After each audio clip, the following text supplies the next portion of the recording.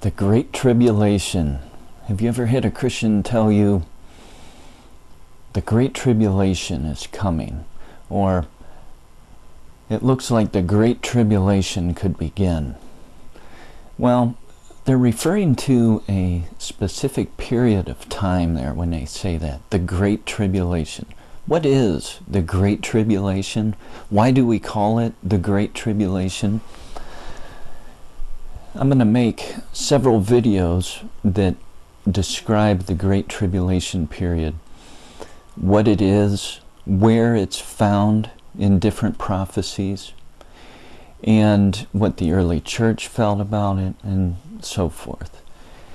And in this video, I want to tell you why we call that period the Great Tribulation.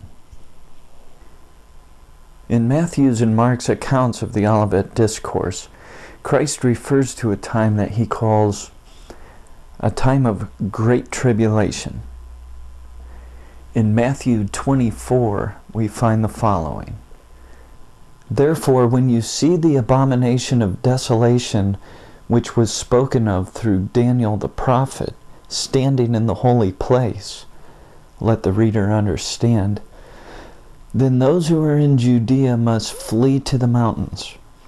Whoever is on the housetop must not go down to get the things out that are in his house. Whoever is in the field must not turn back to get his cloak. But woe to those who are pregnant and to those who are nursing babies in those days. But pray that your flight will not be in the winter or on a Sabbath, for then there will be a great tribulation, such as has not occurred since the beginning of the world until now, nor ever will. Unless those days had been cut short, no life would have been saved, but for the sake of the elect, those days will be cut short. Then if anyone says to you, Behold, here is the Christ, or there he is, do not believe him. For false Christs and false prophets will arise, and will show great signs and wonders, so as to mislead, if possible, even the elect. Behold, I have told you in advance. So if they say to you, Behold, he is in the wilderness, do not go out. Or, Behold, he is in the inner rooms, do not believe them. For just as the lightning comes from the east and flashes even to the west, so will the coming of the Son of Man be. Wherever the corpse is, there the vultures will gather. That's from Matthew 24:15-28. And from Mark, we have the following. But when you see the abomination of desolation standing where it should not be, let the reader understand, then those who are in Judea must flee to the mountains. The one who is on the housetop must not go down or go in to get anything out of his house. And the one who is in the field must not turn back to get his coat. But woe to those who are pregnant and to those who are nursing babies in those days. But pray that it may not happen in the winter. For those days will be a time of tribulation such as has not occurred since the beginning of the creation which God created until now, and never will. Unless the Lord had shortened those days, no life would have been saved. But for the sake of the elect whom he chose, he shortened the days. And then if anyone says to you, Behold, here is the Christ, or Behold, he is there, do not believe him. For false Christs and false prophets will rise, and will show signs and wonders in order to lead astray, if possible, the elect. But take heed, behold, I have told you everything in advance. That's Mark 13:14-23.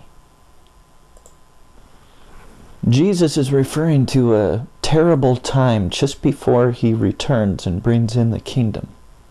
And when he refers to this time as Great Tribulation, he's actually quoting from Daniel chapter 12. And here is where he is quoting from. Now at that time Michael, the great prince who stands guard over the sons of your people, will arise, And there will be a time of distress such as never occurred since there was a nation until that time. And at that time your people, everyone who is found written in the book, will be rescued. Many of those who sleep in the dust of the ground will awake, these to everlasting life, but the others to disgrace and everlasting contempt. Those who have insight will shine brightly like the brightness of the expanse of heaven, and those who lead the many to righteousness like the stars forever and ever. But as for you, Daniel, conceal these words and seal up the book until the end of time. Many will go back and forth, and knowledge will increase. So that's where the phrase, the Great Tribulation, comes from. Christ used it to refer to that period, and he was quoting from the prophet Daniel. So we use that phrase today to refer to the brief time of tyranny right before Messiah appears and brings in the kingdom of God on earth.